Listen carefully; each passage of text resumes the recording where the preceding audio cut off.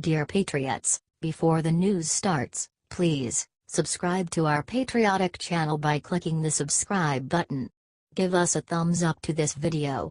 Don't forget to leave your opinion below in the comments section.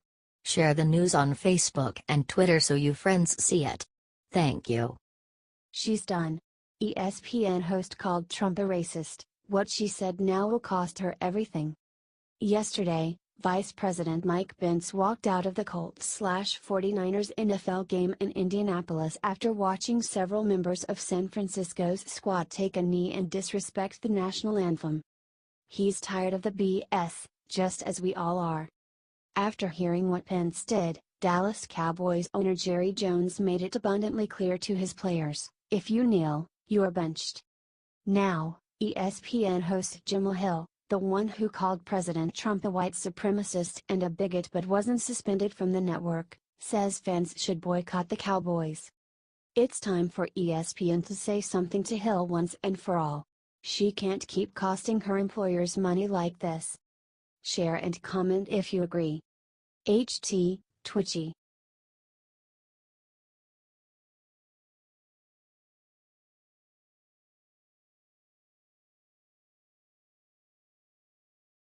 Politically correct lib church just decided to stop calling God He or the Lord. It is very sad how federal and state governments, and the liberals who often run them, have been working for the past few decades to strip all influence of Christianity and other faiths from everyday life. In their attempt to be politically correct, for example, they have scrubbed references to Christmas and replaced them with more vague, non-religious terms such as season's greetings and happy holidays. What is truly disturbing, then, is when a Christian church decides to internalize this ridiculous left-wing ideology and attempt to scrub itself clean of anything that people might be offended by. This recently happened when the Church of Sweden just voted to stop using the terms He or the Lord in reference to God. Stated Church of Sweden spokesperson Sofia Pedersen Videk about the church's effort to be more gender inclusive, "We talk about Jesus Christ, but in a few places we have changed it to say God instead of He. For example, now instead of calling the Trinity the Father, Son and Holy Spirit, it will be referred to as God and the Holy Trinity." Archbishop Poncha Jacqueline, who is the Church of Sweden's leader, backed the change, saying, "Theologically, for instance, we know that God is beyond our gender determinations, God is not human." However, a prominent Swedish theology professor named Christer Palmblad slammed it, stating, "It really isn't smart if the Church of Sweden becomes known as a church that does not respect the common theology heritage. Do you think the Church of Sweden is making a huge mistake?"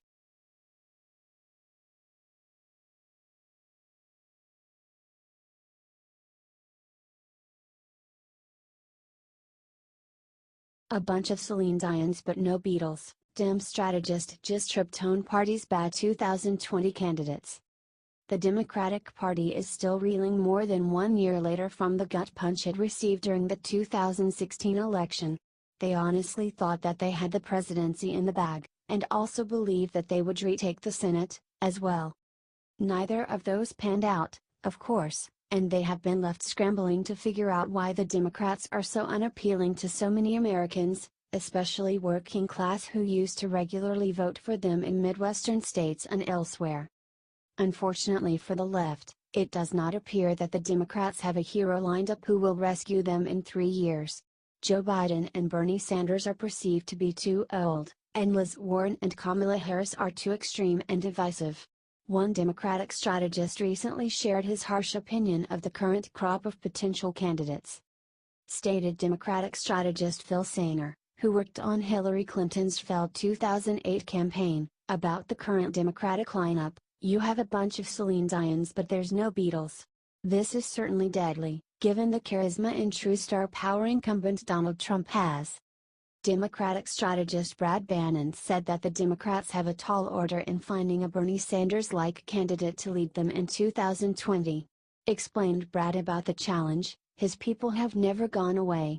And he has a loyal core following out there that will be with him come hell or high water. The Sanders wing is becoming the dominant wing of the party. Do you think the Democrats are doomed in 2020?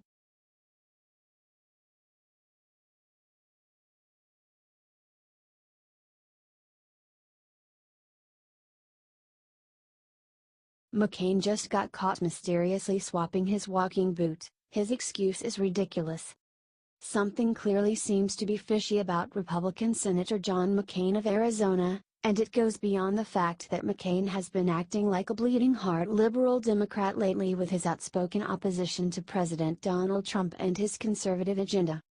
Senator McCain stated that he suffered a small tear in his right Achilles tendon a few weeks ago, and he has been wearing a therapeutic walking boot on his right foot and leg ever since. McCain has posted numerous pictures of himself wearing the walking boot on his right leg, such as one picture that he put on Twitter of himself stand on Capitol Hill with a caption that brings attention directly to the boot, stating, "I can't tell you how much I hate wearing this boot." Bizarrely, though, a few days ago John posted a photo of himself and his wife Cindy at home in Arizona for his daughter Meghan McCain's wedding. The caption says, cheerfully, "Mother, father and puppy of the bright and beautiful Cornville #Arizona yesterday." However, any observant person would notice that, in this picture, McCain's boot is on his uninjured left leg. When pressed for an explanation about the switch, Sen. McCain said that he is doing extra work to compensate for the boot and thus he was giving it a break. This, of course, makes no sense, because it would mean he is risking re-injuring his right leg by using it to walk. Commented conspiracy theorist Meme Chaos on Twitter, "We can tell by the buttons on John McCain's jacket, circled, that neither of these images are reversed, and his walking boot did in fact, switch legs, from his right to his left. Bet that brain tumor is fake, too." #NoTehero. What do you think is really going on?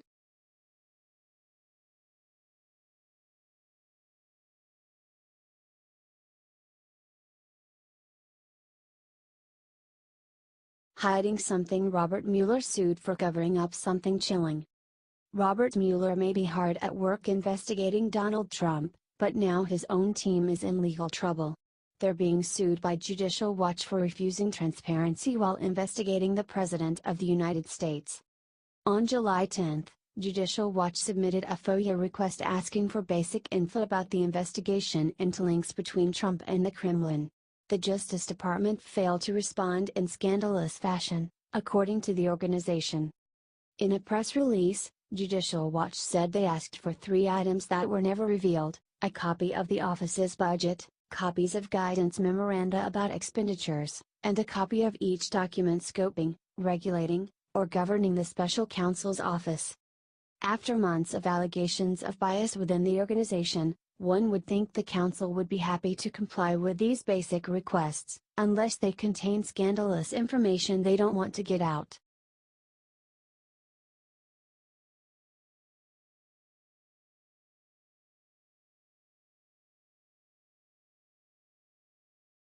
Miami Dolphins coach caught snorting coke on video gets hit with instant karma this morning. Offensive line coach Chris Forster was seen snorting an unknown substance while at work in a video that's gone viral across the internet. There's a catch though. "We were just made aware of the video and will have no comment at this time," a team spokesperson said. The video shows Forster's face on the video. "Hey babe, miss you, thinking about you," Forster begins in the video. "How about me going to a meeting and doing this before I go? It'll be a while before we can do this again. Because I know you have to keep that baby. But I think about you when I do it. I think about how much I miss you. How high we got together. How much fun it was. Share this video everywhere, y'all. What the NFL is now is a total disgrace."